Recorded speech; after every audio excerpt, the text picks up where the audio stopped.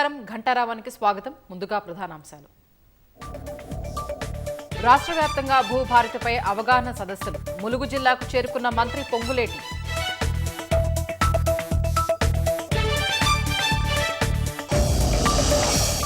జపాన్లో ఇవాళ మరిన్ని దిగ్గజ కంపెనీలతో సీఎం భేటీ. రాష్ట్రంలోని పెట్టుబడి అవకాశాలు వివరించి ఆహ్వానం.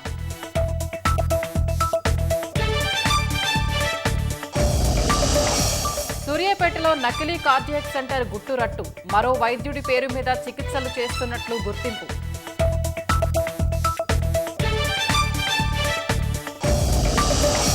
జేఈఈ మెయిన్ ర్యాంకులపై వెనకడుగు వేసిన ఎన్టీఏ. తుదికి వెబ్సైట్లో పెట్టి గంటలోనే తొలగింపు.